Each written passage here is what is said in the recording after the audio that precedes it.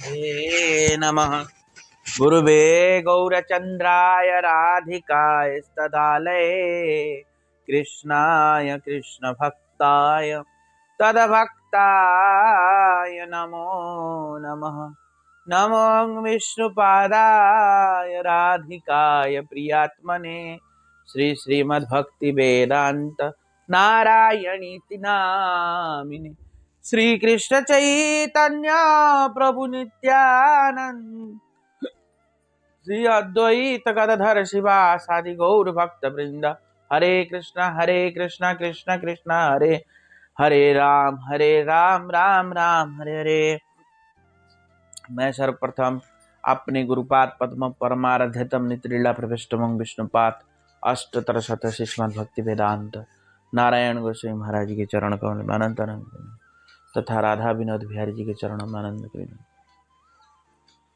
हम लोग कथा क्या श्रवण कर रहे थे?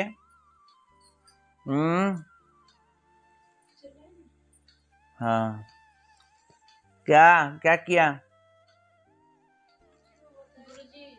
विशेषण के बारे में बता रहे थे। हाँ, क्या विश्लेषण? भगवान के जो गुण होते हैं, विशेषताएं होती हैं, उन्हीं को जो है ये भी तो बताया, चित अचित। अचित जड़ जगत गुरु जी, अचित जड़ जगत बोला, अचित तो जड़ जगत बोला, अचित जो है भगवान का। 3 प्रकार के बताया, बताओ। गुरु जी मैं सुन ना पाई, पूरी कथा सुन ना पाई, थोड़ी सी सुन पाई, नहीं 12 तक सुना पूरा, 13वां अपना। क्यों नहीं सुना?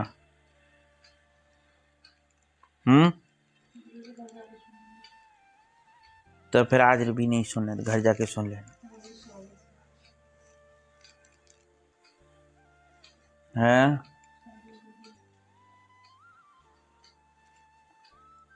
बताया था ना, विशुद्ध सत्व अचित, नहीं बताया था? फिर कैसे बोल नहीं पा रहे? विशुद्ध सत्व अचित,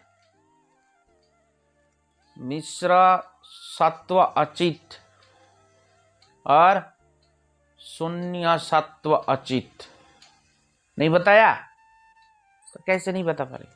गुरु जी सुना ना जी, मैंने 13वां पार्ट जी, 12 पार्ट सुने जी, उनमें से तो बस बता सकती हूँ कुछ बात सुनी।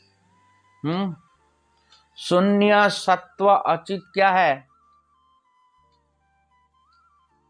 बताओ?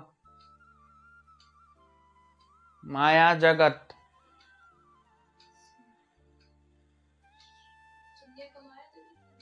शून्य सत्व अचित माया जगत, मिश्र सत्व अचित ये जीव जगत,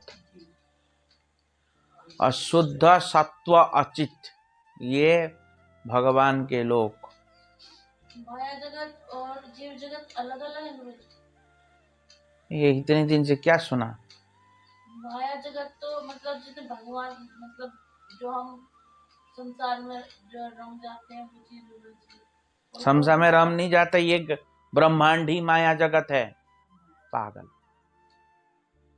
जिस लोक में रह रहे इस लोक का नाम माया जगत है।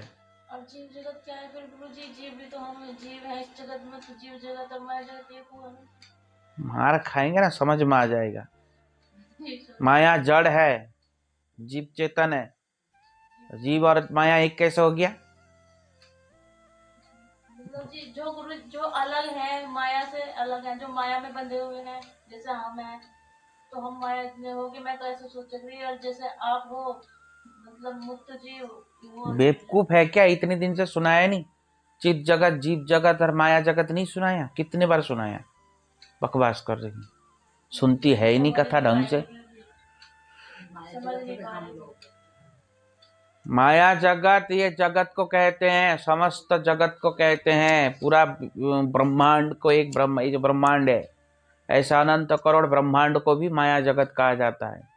जीव जगत होता है जहां से जीवों की उत्पत्ति होता है, जहां से हम लोग आए हैं। अक्षय विष्णु जी जो है उनके से निकलते हैं जी। और माया जगत निकलता है, ब्रह्मांड, अनंत अनंत करोड़ ब्रह्मांड निकलते हैं। एक माया जगत, एक जीव जगत, एक भगवान का जगत। जीव जगत जहां से जीवों की उत्पत्ति होता है, अनंत आत्माओं की उत्पत्ति जहां से होता है। जड़ जगत में आत्मा की उत्पत्ति नहीं होता।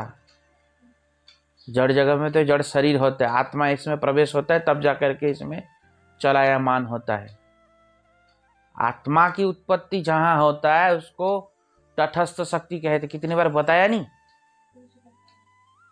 अंतरंगा बहिरंगा तटस्था नहीं बताया? फिर कैसे कह रही है? वो तो उसमें भी बताया। क्या नाम है उसका? भजन रहस्य में बताया मैंने कितने बार। अंतरंगा बहिरंगा तटस्था नहीं बताया? तटस्थ शक्ति से जीव की उत्पत्ति होता है। माया जगत से संपूर्ण ये जड़ जगत है। तो ऐसे भगवान का जो जगत है उस जगत का नाम यहां क्या दिया? विशुद्ध सत्व अचित। भगवान का जगत विशुद्ध सत्वमय होने पर भी जड़ जैसा प्रतीत तो होता है ना? नहीं होता? वृंदावन में भी धूल है, पेड़ है, धरती है, तो जैसा जड़ जैसा प्रतीत होता पर जड़ नहीं होता वो। इसलिए वो विशुद्ध सत्व अचित। समझ में आया? मिश्र सत्व अचित के मतलब जीव जगत जो है वो मिश्र, मतलब चित जगत और जड़ जगत का मिश्रण से जीव की उत्पत्ति हुआ। मतलब माया और भगवान दोनों से ही जीव की उत्पत्ति हुआ है। जीव माया को जब भगवान ने देखा तो माया गर्भिणी हो गई, और गर्भिणी हो गई तो माया का संतान हमें। समझ में आया? नहीं आया? तो इसलिए क्या सत्व हो गया? ये मिश्र सत्व हो गया। इसलिए जीव के बद्ध जीव के अंदर माया में बस होने की उसके योग्य होता है। वो माया बस नहीं, उसको माया बस नहीं कर सकती है, पर वो माया बस होने योग्य हो जाता है। समझ में आया? माया जब गर्भिणी होती है तो ये ब्रह्मांड की उत्पत्ति होता है। ये ब्रह्मांड, इसकी भी उत्पत्ति होता है। भगवान जब देखता है तो जीव की उत्पत्ति होता है। भगवान बीज प्रदाता पिता है। कौन है? पिता।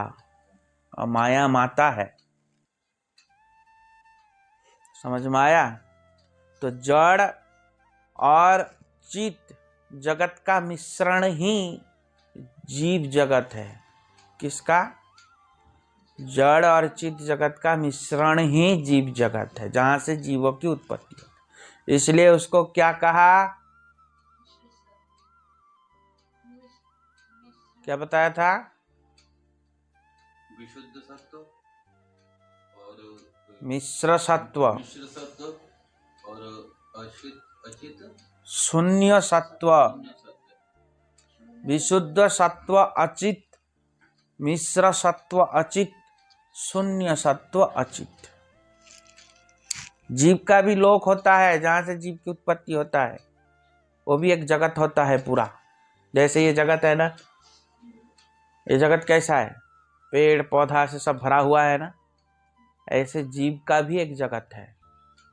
जीव बीच में है इसलिए उसको मिश्र सत्व का, और भगवान का बिल्कुल उधार है, अलग, इसलिए वो विशुद्ध सत्व है।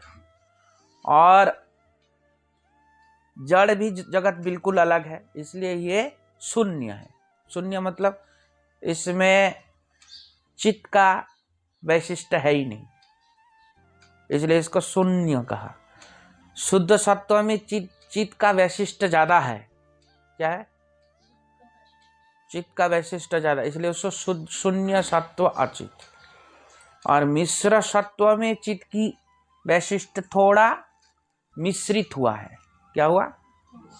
मिश्रित। अशून्य शून्य सत्व अचित में मतलब सत्व इसमें है ही नहीं, शून्य। समझ में आया? क्या आया?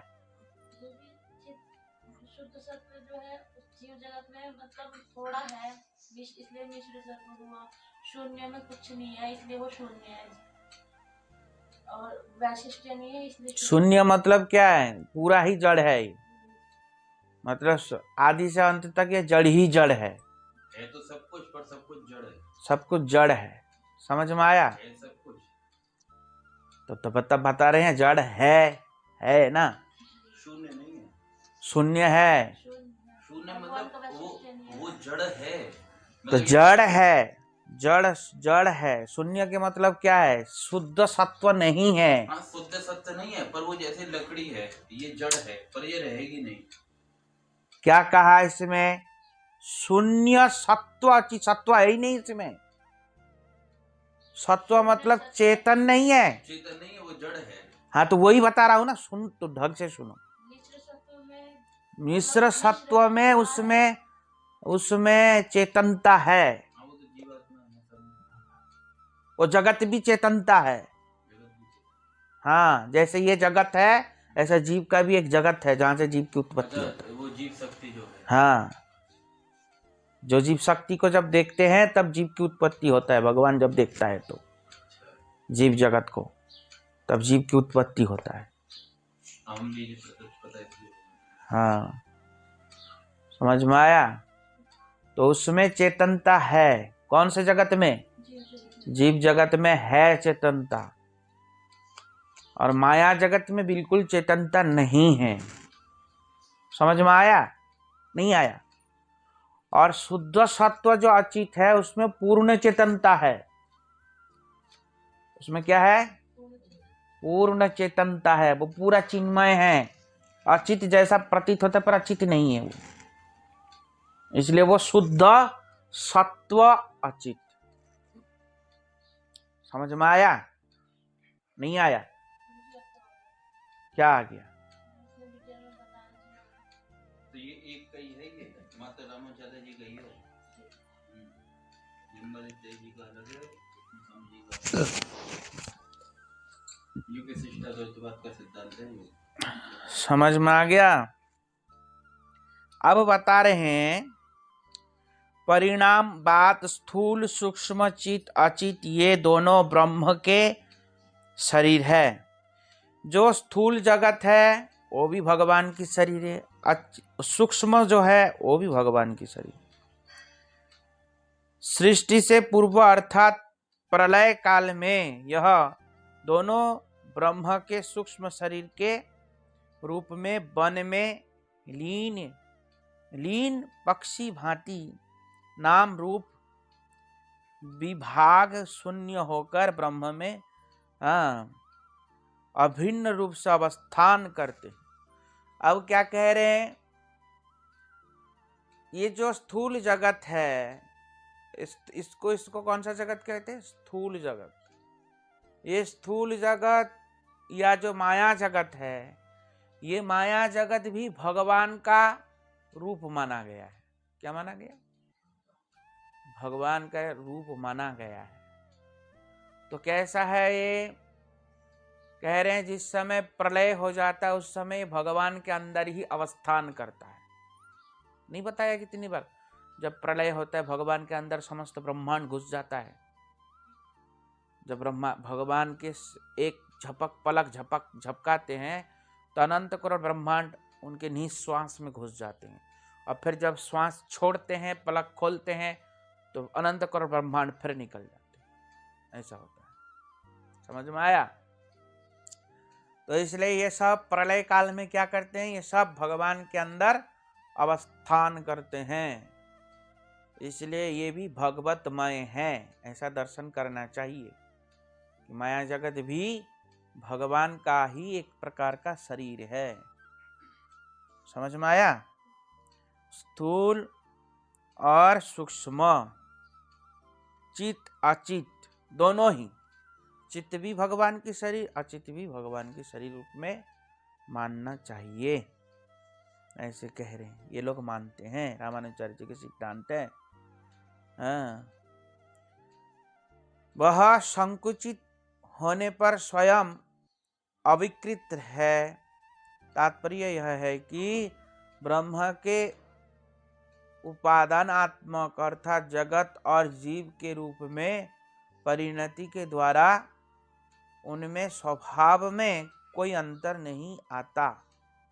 अब ये कह रहे हैं कि जैसे जड़ जगत है, जड़ जगत में परिमाण अंतर दिखाई देता है, नहीं देता? जड़ जगत कैसा है? परिवर्तित जगत है, ये हमेशा परिवर्तन होता रहता, नहीं होता? पर भगवान में ऐसा परिवर्तनता नहीं आता। भगवान हमेशा से जैसे साबुत थे ऐसा ही रहेंगे और हमेशा से था है रहेंगे। समझ में आया? पर ये जड़ जगत कैसा होता है? परिवर्तित होता है। ब्रह्म के स्वभाव सिद्ध अप्रतिहत ऐश्वर्य का ही परिचय। भगवान का जो स्वभाव सिद्ध ऐश्वर्य है, जो अप्रतिहत ऐश्वर्य है, अप्रतिहत ऐश्वर्य मतलब जो कभी भी नष्ट नहीं होने वाला ऐश्वर्य है, जो कभी भी नष्ट नहीं होने वाला ऐश्वर्य। क्या हुआ?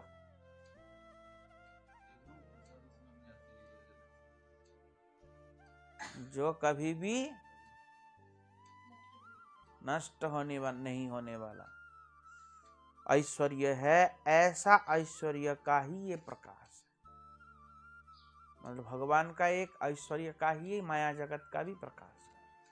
इसलिए माया को भगवान का क्या है? माया कौन है भगवान की? माया भगवान के पति, माया के पति है भगवान। कौन है? माया के पति है भगवान, तो मायापति है। इसलिए माया से कभी लड़ा नहीं जा सकता।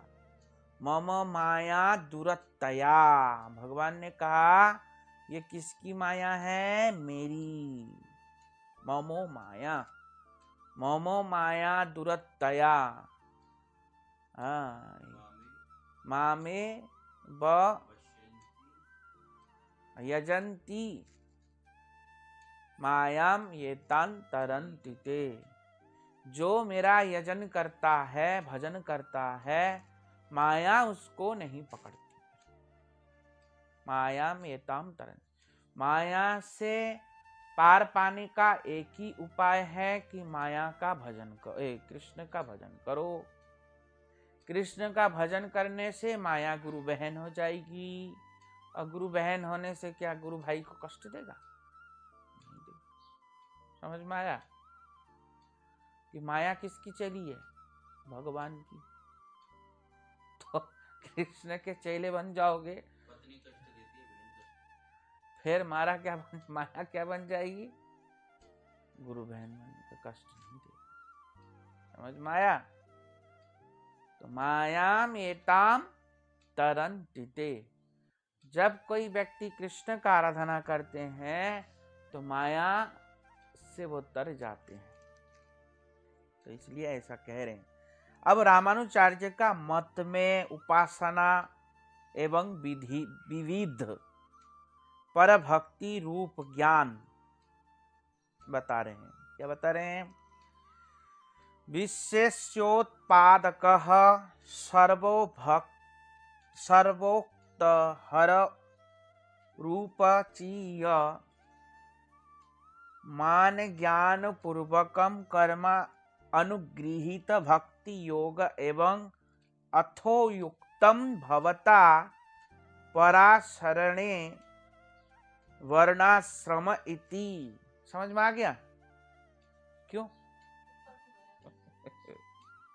नहीं आया? इसमें बहुत आसान है, इसको तो समझना। क्या अर्थात भक्ति ही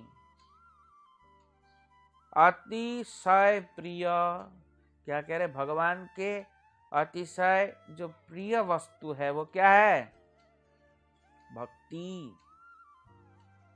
भक्ति अतिशय प्रिय है और एकमात्र प्रयोजनीय अनन्यान्य सभी वस्तुओं में वितृष्णा वैराग्य उत्पन्न करने वाला ज्ञान विशेष है। भक्ति क्या है, सब जगह से विरक्ति उत्पन्न करने वाला ज्ञान विशिष्ट भी है। भक्ति करने से स्वाभाविक शुद्ध ज्ञान भी उत्पन्न होता है। क्या होता है, ज्ञान की हमको प्राप्त करने की कोई चेष्टा नहीं करना पड़ता है। बच्चे चिल्ला रहे हैं आपके पीठ क्या, ज्ञान की कोई चेष्टा नहीं करनी पड़ती। भक्ति करने से अपने आप ज्ञान उत्पन्न हो जाता है।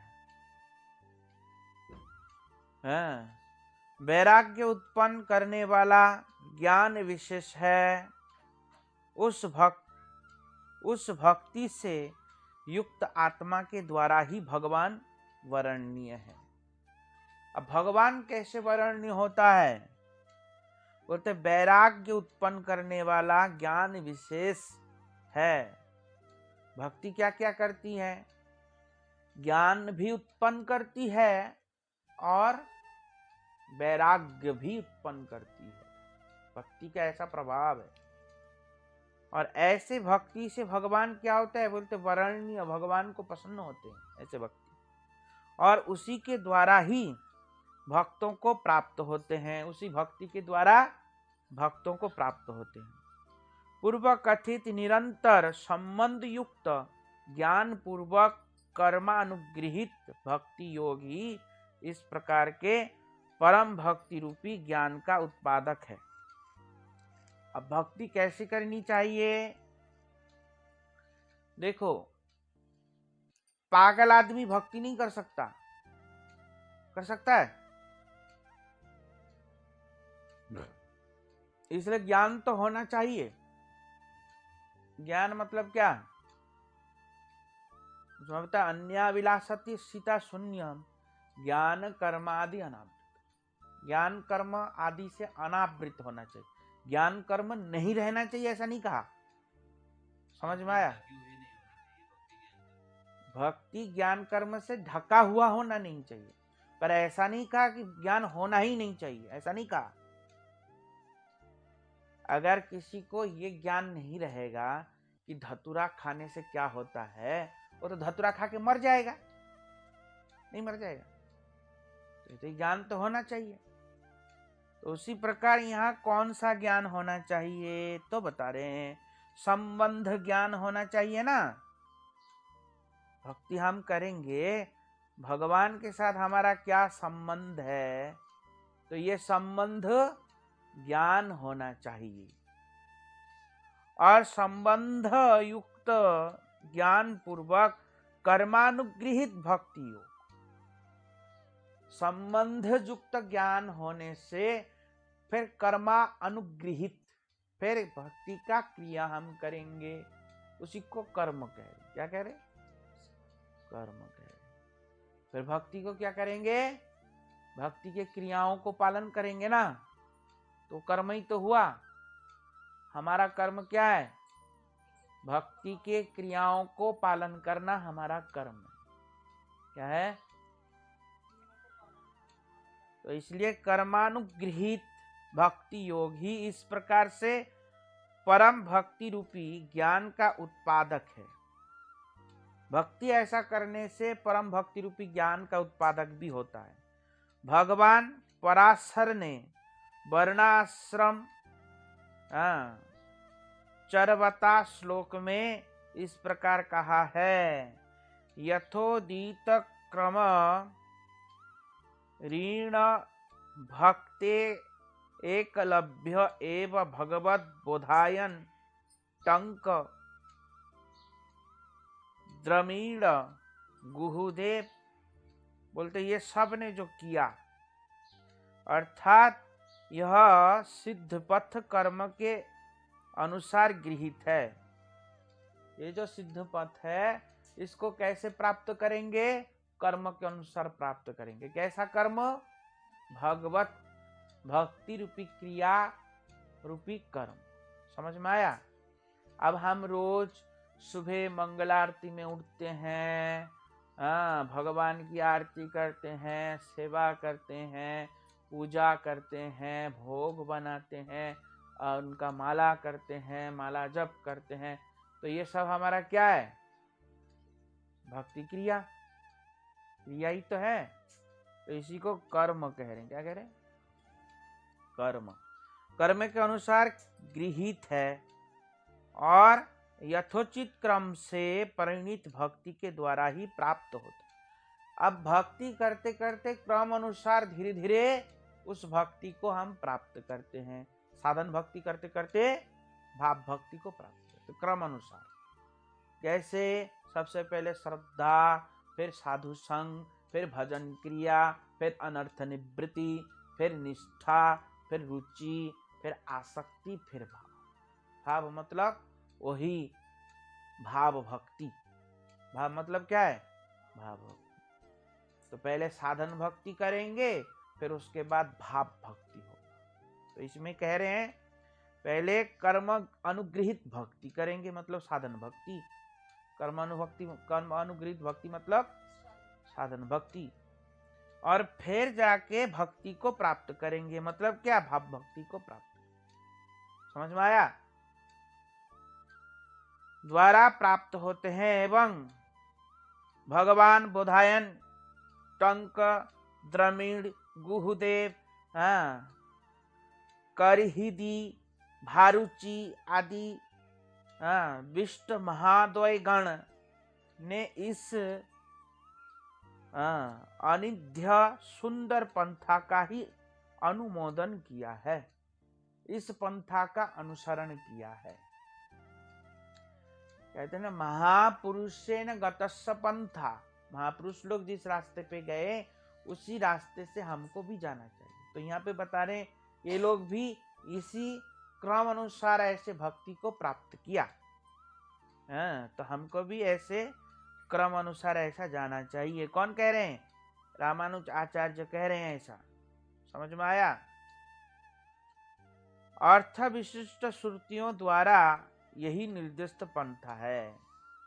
ये श्रुतियों के द्वारा यही निर्दिष्ट पंथा है। अब 5 प्रकार की उपासना, इनके मंदिर में 5 प्रकार की उपासना कैसे होता है, भगवान की उपासना कैसे करते हैं। अभिगमन के मतलब क्या है? श्री भगवान के रथ उपहरण के, रथ आरोहण के, जब भगवान रथ में आरोहण हो जाए मतलब बैठ जाए, उस समय मार्ग को साफ करना।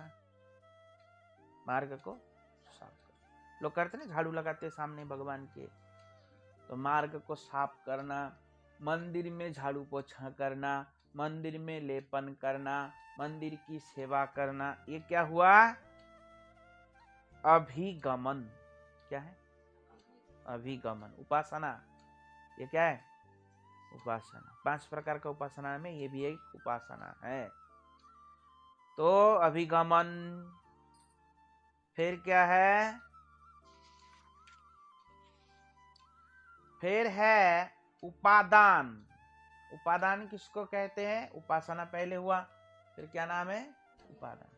उपादान उपादान किसको कहते हैं? गंध पुष्प आदि पूजोपकरण संग्रह करना, पुष्प चयन करना, भगवान का माला बनाना, भगवान का श्रृंगार करना, भगवान को चंदन लेपन करना, भगवान के अर्चन करना, ये सब क्या है?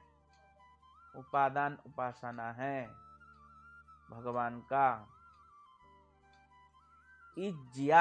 इज्या मतलब विष्णु पूजा या कृष्ण पूजा। हमारा इष्ट कौन है? समझ में आया? तो इष्ट कौन? विष्णु या कृष्ण। फिर चौथा है स्वाध्याय।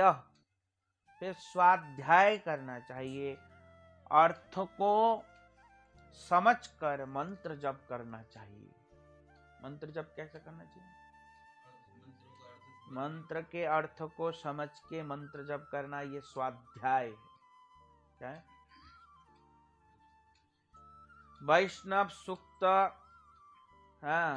स्तोत्र आदि का पाठ, नाम संकीर्तन, तत्व प्रतिपादक शास्त्रों का अनुशीलन।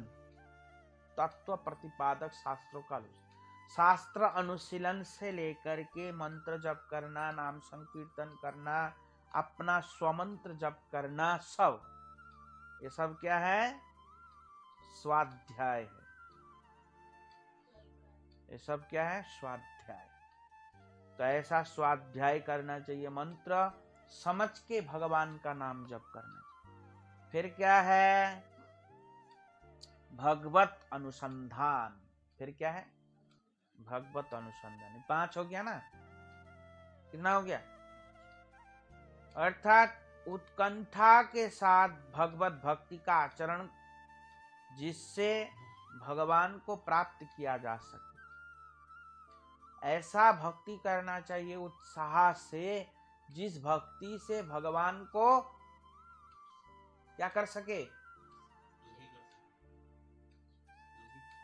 प्राप्त कर सके। सुनती भी हैं कि ऐसे ही डोल रही हैं ऐसे ऐसे करके? हैं? भक्ति को क्या कर सके? प्राप्त कर सके। ये है, ये करना चाहिए। तो ये 5 प्रकार के इनका क्या है? उपासना है। श्री रामानुज के मत में प्रयोजन, रामानुचार्य के मत में परव्योम, अधिपति, लक्ष्मीनाथ, श्री नारायण ही स्वयं भगवान। विष्णु स्वामी रामानुजाचार्य के मत में परव्योम भगवान श्री नारायण जो है लक्ष्मीपति, वो भगवान हैं। वो राधा कृष्ण के युगल, राधा कृष्ण की उपासना की अपूर्व चमत्कारता को वे देख नहीं पाते। रामानुचार्य ऐसा देख नहीं पाते। राधा कृष्ण की अपूर्व चमत्कारिक पूर्वक भक्ति को देख नहीं पाते। साधन अवस्था में कर्मानुगृहित भक्ति योग के द्वारा भगवान को संतुष्ट करने के लिए साधन करते करते साध्य अवस्था प्राप्त होती है। पता है ना? साधन भक्ति, फिर उसके बाद भाव भक्ति। साध्यावस्था में जीवित काल में अथवा जीवित काल के बाद भी श्री लक्ष्मी नारायण एकमात्र मेरे यथा सर्वस्व है। क्या कह रहे हैं? साध्य अवस्था में जब व्यक्ति को साधन करते करते साध्य हो जाता है, मतलब भाव भक्ति जब प्राप्त करते, उस समय उनकी दशा कैसा होता है? तो एकमात्र मेरे यथा सर्वस्व है। कौन? लक्ष्मी नारायण। इस प्रकार के ज्ञान के साथ एकांतिक दास्य रसात्मक भाव से श्री भगवान का साक्षात सेवा प्राप्त होती है। इस प्रकार भाव से, भगवान के एकांतिक भाव से दास्य भाव को प्राप्त करके भगवान की साक्षात सेवा करते हैं, इस जगत में रहते हुए भी। समझ में आया? उनकी सिद्धि हो जाने से, मतलब भाव भक्ति को प्राप्त करके इस जगत में रहते हुए भी भगवान की ऐसे साक्षात सेवा करते हैं। यही रामानुज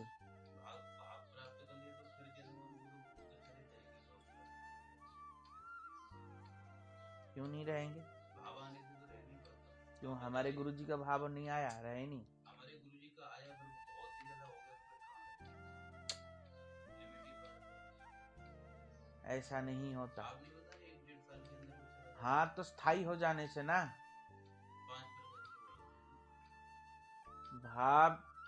भाव आता है ओ सिद्ध अवस्था प्राप्त हो जाने पर भी फिर कनिष्ठ मध्यम अधिकारी में आते हैं ना, तो उस समय भी तो भाव रहता है। तो वो जो सेवा करेगा उसकी साक्षात सेवा नहीं हो, वो हमारे तुम्हारे जैसी सेवा है उनकी। हमारे गुरुजी जो कृष्ण की सेवा करेंगे उनकी सेवा कैसी है? तो आमने सामने कर रहे हैं, फिर जो देखते हैं वही बोलते हैं। तो वही बता रहे हैं, इसलिए समझो। क्या करो? समझो। जब स्थायी भाव हो जाता है फिर नहीं कर पाते। परम पूज्य बामन गोसाई महाराज जी साक्षात सेवा नहीं कर रहे हैं, तो ये शरीर से रहे तो है भी अंतर्भाव से भावमयी सेवा नहीं करते हैं। हरि नाम करते करते बोलते मैं बहुत सेवा करता हूँ, इतना सेवा करता हूँ तो मुझे फुर्सत नहीं है। भगवान ही इतना सेवा देते तो हैं, नजर आने की अपने अंतर शरीर से नित्य सिद्ध रूप में भगवान की सेवा करते हैं, और इस जगत में नहीं है क्या? और देखते बैठे तो रहते हैं। इसलिए समझो क्या कह रहे हैं।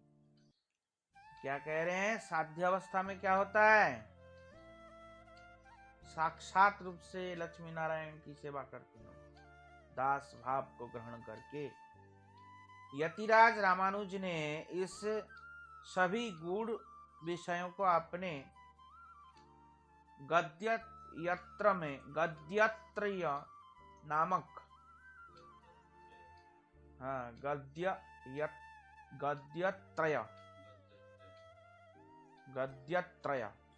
गद्यत्रय नामक ग्रंथ में विस्तार पूर्वक स्पष्टीकरण किया है। विस्तार पूर्वक लिखा है। क्या लिखा है? कदाहम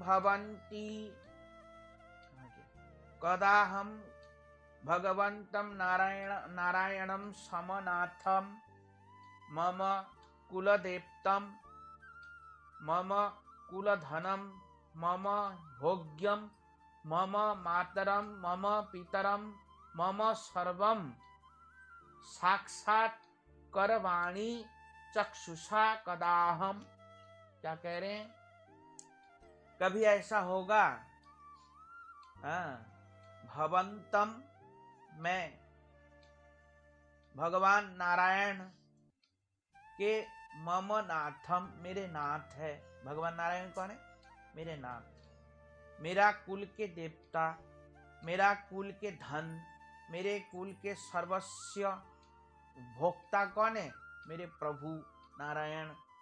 मम मातरम मेरे माँ, मम पितरम मेरे पिता, मेरा सर्वस्व साक्षात, मेरे सर्वस्व ही साक्षात नारायण है। कर साक्षात नारायण की करवाणी चक्षुषा कदाहम, कब मैं उनकी ऐसी साक्षात सेवा करके उनको साक्षात अपनी आंखों से देखूं, ऐसा प्रार्थना कर रहे। क्या कर रहे हैं? ऐसा प्रार्थना। फिर क्या कह रहे हैं? भगवत पदाम द्वयम शिरसा संगृह्यस्यामि कदाहम भगवंत पाद भुजाद्वय परिचार्या निरस्त समस्तेरे भोग उपहस्तमत। क्या कह रहे हैं? संसार आदि स्वभाव प्रबुद्ध नित्य नियाम्य। क्या कह रहे हैं? कब मैं भगवान के चरण द्वय में अपना सिर संग्रह हिस्यामी कदा, कब उनके चरणों में मैं अपना सिर रखूंगा, उनके दोनों चरणों में, और सिर रख करके कब ऐसे मैं उनकी सेवा करूंगा, कब मैं उनके चरण की ऐसी परिचारिया सेवा करूंगा, निरंतर संसार का भोग उपकरण को छोड़ के संसार के तरफ ना मुड़ के, कब मैं उनकी चरणों की ऐसा चमत्कार पूर्ण सेवा करूंगा, ऐसे कह रहे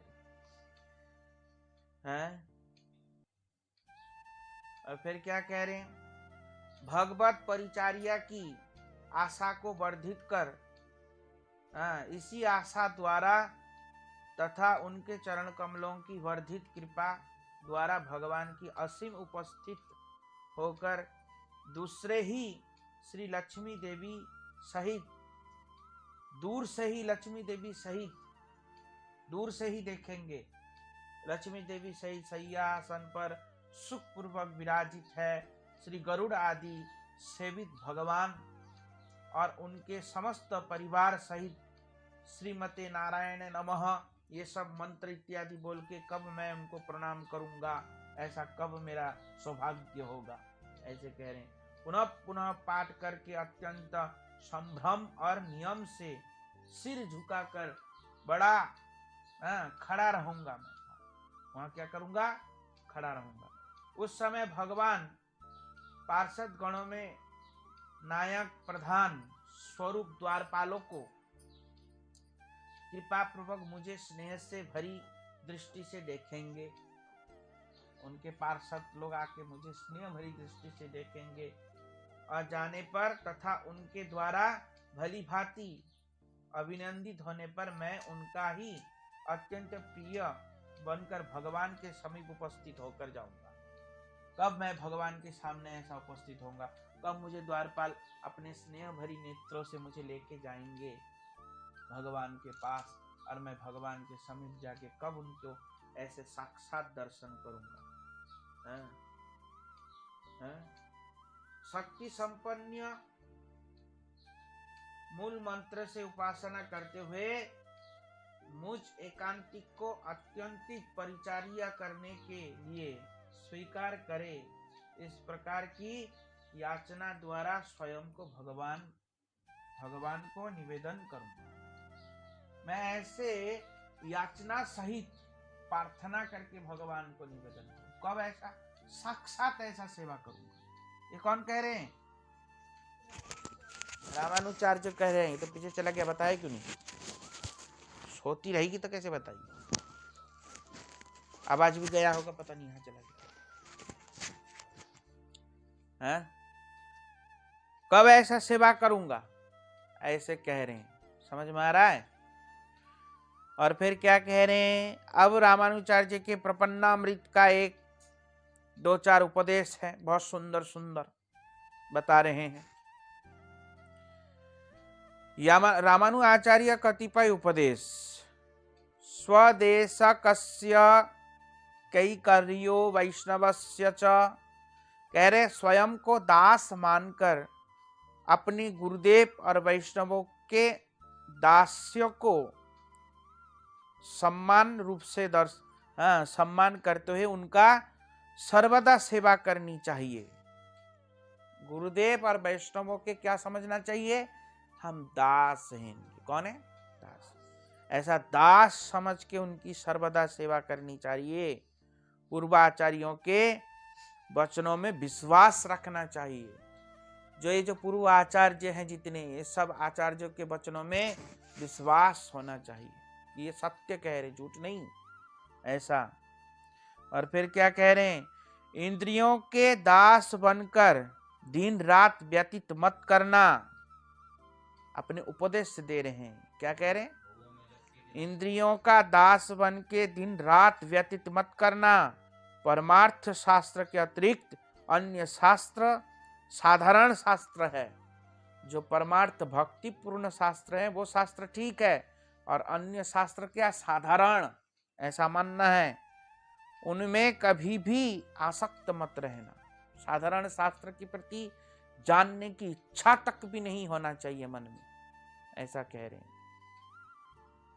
हाँ, भगवान के नाम कीर्तन में तुम्हारी जो प्रीति थी वही प्रीति ही अब भगवान के भक्तों के नाम संकीर्तन में भी होना चाहिए। क्या होना चाहिए, जैसे भगवान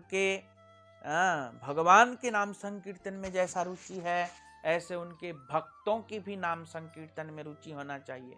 मतलब क्या, उनके भक्तों के चरित्रों का गान करना चाहिए भगवान के, क्योंकि भगवान के चरित्र के गान से भी अधिक श्रेष्ठ है भक्तों के चरित्र का गान करना। इसलिए भागवत में क्या है, भगवान के भक्तों की चरित्र है।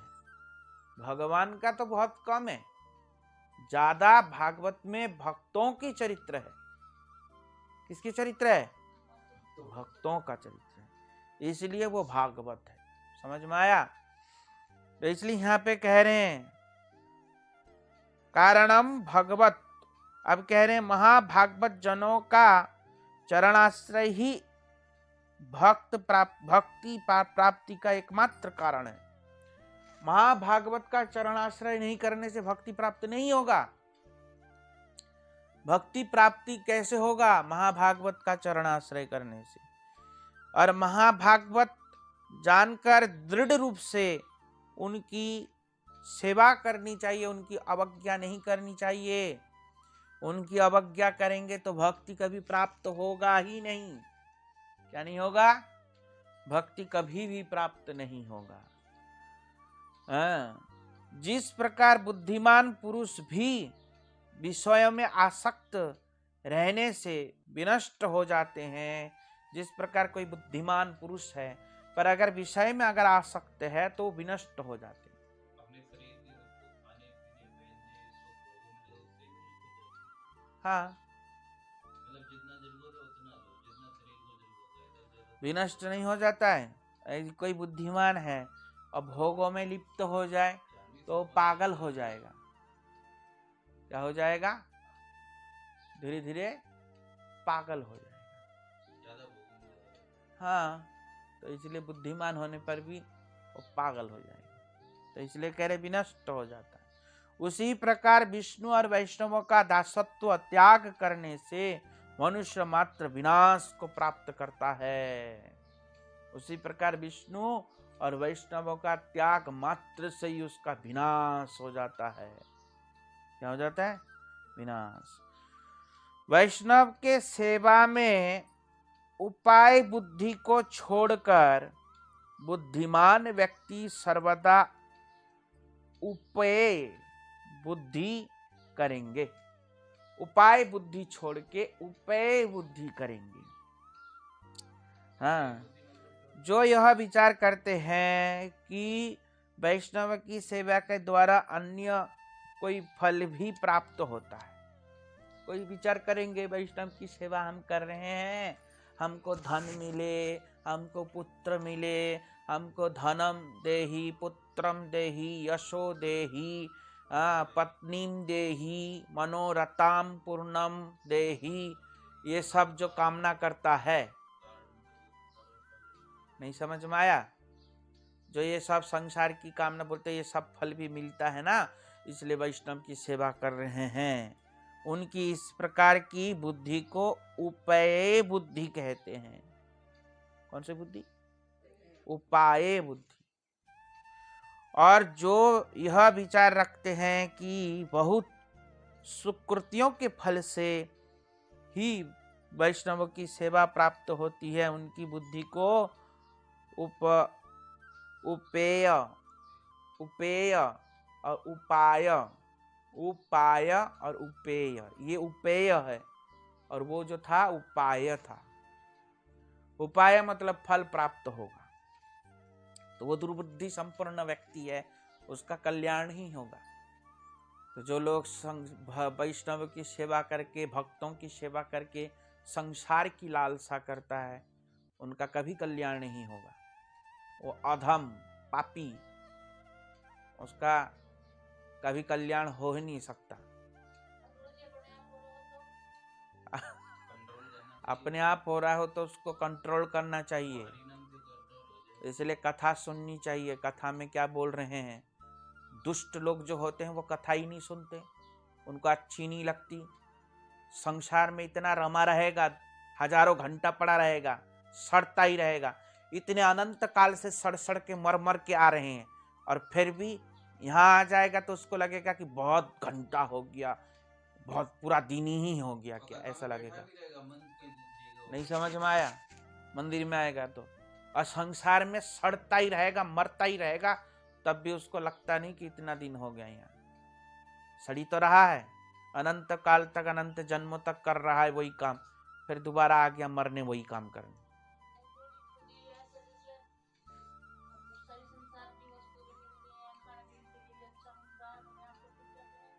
मिलना अलग बात है, मिल रहा है तो वो उतना ही ग्रहण करो जितना जरूरत है। समझ में आया? बाकी सब भगवान की सेवा में, बाकी सब सेवा में देना चाहिए भगवान की। प्रीतम के पत्नी को कम मिलता है, प्रीतम प्रभु को कम मिलता है, बहुत मिलता है, पर उतना ही खर्चा करते हैं जितना उनको जरूरत होता है। ऐसे सदगृह गृहस्थ भक्तों से शिक्षा लेना चाहिए। 250 रुपये तो उनकी बिजली का बिल है। नहीं समझ में आया? चुप रहो। ऐसे क्या करना चाहिए? ऐसे उनका संग करके उनका कैसे वो लोग करते हैं ये सब देखना चाहिए। भगवान के लिए कितना अव्यय करते हैं। हम लोग क्या करते हैं? खूब सुंदर सुंदर कपड़े पहनेंगे, सजेंगे धजेंगे, यही गहना लटका लटका के लिए जाएंगे, हाँ, और भगवान के लिए ठेंगा। ऐसा तो दुर्बुद्धि और भ्रष्ट बुद्धि है उसके। हम तो देखा प्रीतम प्रभु का कितना अच्छा है, वो गीजर नहीं लगाता, ना फ्रिज ना कुछ है। फ्रिज भी उतनी देर के लिए चलाते हैं जितना दिन में बस समझे? काम हो। गीजर भी अभी लगाया, 1-2 साल हुआ, पहले गीजर भी नहीं था। बेटियों ने जबरदस्ती लगवाया इसी रॉड वजह से। रॉड था, क्या था? रॉड था। गीजर भी अभी लगाया है कुछ दिन पहले, और वो भी चलाते नहीं है। जब जाते तभी चलाते हैं। हम जब जाते बंद ही पाते हैं उसको, ठंडा ही पानी होता है उसमें। जब जाते तभी चला लेते हैं थोड़ी देर के लिए, बस नहाने के लिए बस। वो भी सब जगह में नहीं है उनके गीजर के पानी। जैसे हमारा यहाँ हाथ धोने में गीजर के पानी हो जाता है, लोगों का नहीं होता, उनका ऐसा नहीं है। एक ठूंटी लगा दिया उसमें से डायरेक्ट, और उसी में से ही करते हैं काम। समझ में आया? और वो शर्ट और कुर्ते पजामे पहनते हैं जिसमें 16-17 वर्ष की थी, 18 वर्ष उस समय के, अभी तक उनकी तो कुर्ते कहने की तात्पर्य क्या है? ऐसे जितना उनको जो, तभी तो इतनी उम्र हो गया तब भी इतना सेवा करते हैं, और प्रीतम प्रभु इतना चलते हैं, इतना उम्र होने पर 70 वर्ष की हो गई। 70-71 के हो गए। समझ में आया? और आइए, जनकपुरी मंदिर जाते हैं तो पैदल पैदल चले जाते हैं, 5 रुपए की में बस में बैठ के नहीं जाते, टिकट पर। हाँ, पहले पैदल पैदल आता था। और ठाकुर जी के लिए साल में 1.5 लाख सुनो, रुपए दे देते हैं। और भगवान की इतना सेवा करते हैं, ऐसा करना चाहिए। हम लोग तो खूब अच्छा अच्छा साड़ी यही कितना कितना खरीद के लाएंगे, देर हो जाएंगे उधर देखो गुरु की तरफ से। भर भर के अपने लिए यही गहना, यही टटक टटक करके पहनेंगे सब, और भगवान के लिए ठेंगा।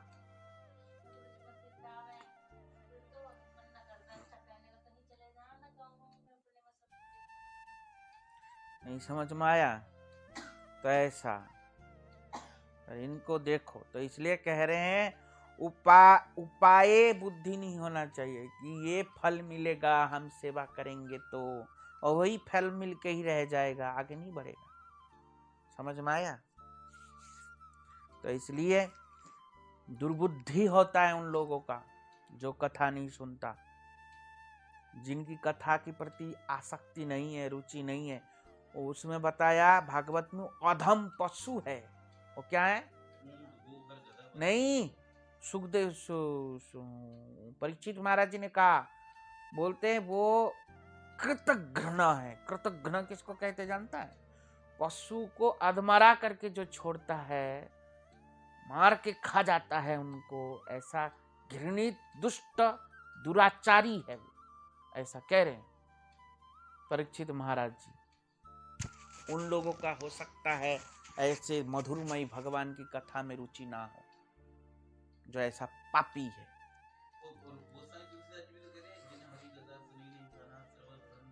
हाँ,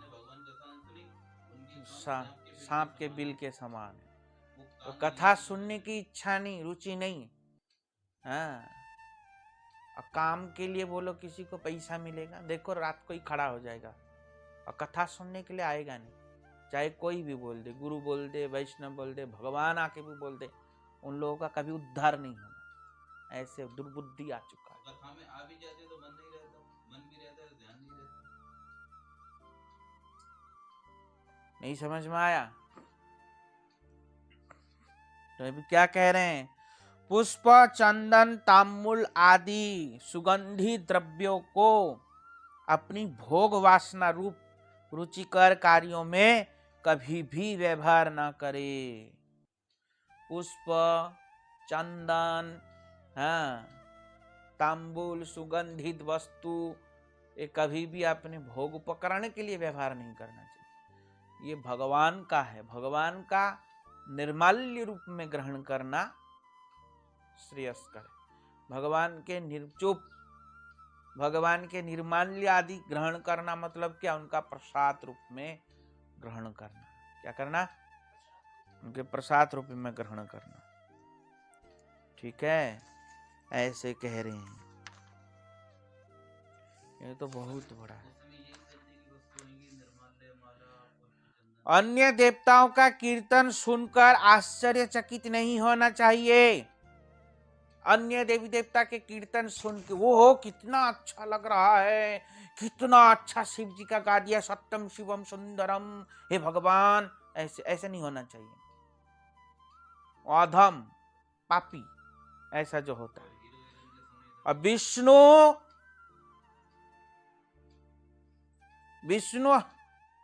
विष्णु और वैष्णवों का नाम संकीर्तन करने वाले भक्त पुरुषों का देखकर आनंदित नहीं होना, यह अपराध है। विष्णु और वैष्णव की नाम संकीर्तन या विष्णु वैष्णवों को देख करके दुखी हो जाना, यह अपराध है। ये क्या है? अपराध। खुशी नहीं होना, उसमें खुशी होना अपराध, और इसमें खुशी नहीं होना अपराध है। समझ में आया? क्या आया? देवी देवता में जाके वो जागरण में ऐसे ऐसे सर हिला के पागलों के जैसे नाचेगी, वो अपराध है। वो क्या है? अपराध है। और देवी के जागरण में ऐसे ऐसे उछलेगी भूत के जैसे, वो अपराध है। और जो वैष्णवों के कीर्तन में नहीं उछलता, वैष्णव को देख के प्रसन्न नहीं होता, भगवान के कीर्तन को देख के खुशी नहीं होता, आह्लादित नहीं होता, वो अपराध है। नहीं होना अपराध। वहां होना चाहिए, वहां खुशी होना चाहिए, हृदय गदगद होना चाहिए, हाँ, ऐसा होना चाहिए। तो ये अपराध है। और वैष्णव के जन्म, निद्रा, आलस्य आदि को गुप्त रखना चाहिए। वैष्णव कितना सो रहा है, कितना खा रहा है, हाँ, ये सब गुप्त रखना चाहिए। और जो बता देते हैं ना, गुरु जी तो छोड़ रहा है अभी, वो महापापी नरक में जाएगा। समझ में आया? ये गुप्त रखना चाहिए। अगर पता भी हो कि गुरु जी वैष्णव सो रहे हैं, तो किसी को बोलना नहीं चाहिए, गुप्त रख। वैष्णवा नामनानी निद्रा आलस्यानी यानी च, वो कितने आलसी हैं ये भी नहीं देखना चाहिए। तो आलसी है, काम ही नहीं करता। हम करे जा रहे हैं, वो करते ही नहीं। हाँ, दुनिया को बताएंगे जाके। तो क्या कह रहे हैं? वैष्णवा नाम च जन्मानि निद्रा आलस्यानि यानी च। वैष्णव के जन्म, निद्रा, आलस्य आदि को गुप्त रखना चाहिए। वैष्णव कितना खा रहा है, कितना सो गया, कितना घंटा सोया, ये सब क्या करना चाहिए? गुप्त रखना चाहिए। जन्म, वैष्णव के कोई चूड़ा चमार हो गया तो उनके जन्म की, अरे ये चमार है, ऐसे बोलना भयंकर अपराध है। उनकी चर्चा करना अपराध है। वैष्णव यदि मैं दास हूं, इस प्रकार कहकर पहले प्रणाम करते हैं, तो उनका अनादर करने से महान अपराध होता है। कोई वैष्णव अगर पहले ही प्रणाम कर दिया, मैं दास हूं, और हमने नहीं किया, उनका अनादर किया, तो ये अपराध है। आपस में एक दूसरे वैष्णव को क्या करना चाहिए? दंडवत प्रणाम करना चाहिए, देखते ही करना चाहिए, देख के भी। सीनियर वैष्णवों को तो करना चाहिए। हम लोग अपने सीनियरों को देख के नहीं करते नहीं है। हमारे यहाँ महाराज जी लोग आते हैं, हम लोग दर्शन नहीं करते और उनको प्रणाम नहीं करते। तो ऐसे सीनियर को प्रणाम करना चाहिए। हाँ, क्या करना चाहिए? जो सीनियर है उनको प्रणाम करना चाहिए। अच्छा, सीनियर भी उनको पलट के करते हैं ना करते, वो उनकी मर्जी, पर जूनियर को तो करना चाहिए। अब हम लोग प्रणाम करते हैं, हमारे सीनियर लोग हमको थोड़ी करते हैं, पर यहाँ पे जो जूनियर भी है वो भी सोचते हैं हमको पलट के सीनियर ने क्यों नहीं किया, ऐसा सोचते हैं। पर हम लोग ऐसा नहीं सोचते। वो कर देता है सामने वाला, वो अलग बात है, पर हम जूनियर है, हमको करना चाहिए, ये भाव होना चाहिए। क्या होना चाहिए? ये भाव। वो कर देता है पलट के, वो एक अलग बात हो गया। समझ में आया? अब जैसे मान लो हमारे सीनियर महाराज जी लोग हैं, हम अपने गुरु जी को प्रणाम करेंगे तो हमारे गुरु जी हमको करेगा प्रणाम? करेगा? ऐसा होना चाहिए। वो तो पलट के किया नहीं हमको, हमने तो किया, दुखी हो जाएगा? नहीं होना चाहिए। इसलिए जैसे हम बड़े बड़े महाराज जी को करते, वो लोग तो नहीं करते। जैसे हम श्रीधर महाराज जी को करते हैं, माधव महाराज जी को करते, वो लोग मुंह से बोल देते दंडवत, पर वो थोड़ी ना घुटने टेक के करेंगे ऐसे। वो लेना भी अपराध है। समझ में आया? तो इसलिए अगर कोई साधारण सीनियर है ना, साधारण सीनियर है, तो उनको लोग करते हैं और वो भी शायद कर भी देता है दंडवत। तो वो करे ना करे वो उनकी मर्जी है। वैसे नहीं करे तो और अच्छा है, पर कर दे तो उनकी मर्जी है। पर ये नहीं होना चाहिए हमको तो करता ना, हम क्यों करें, ऐसा नहीं होना चाहिए। तो जो सीनियर है उनको दंडवत करना चाहिए। क्या करना चाहिए? नहीं करता है तो वो पापी। स्वयं को वैष्णव के समान नहीं समझना चाहिए। मैं वैष्णव हूं ऐसा समझना नहीं चाहिए। यदि प्राकृतिक लोगों का अचानक दर्शन हो जाए, जो संसारिक है, संसार में रचा पचा है, उनका अगर अचानक दर्शन हो जाए तो वस्त्र सहित स्नान करना चाहिए।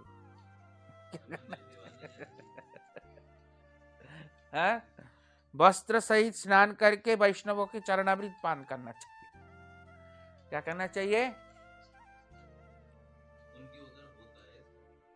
वैष्णव, हाँ, तो ऐसा हमारा भी रूल है, हमारा भी ऐसा ही रूल है। बाहर से आके नहाते, संसार के लोगों को देख करके नहीं नहाते, नहाते हैं। समझ में आया?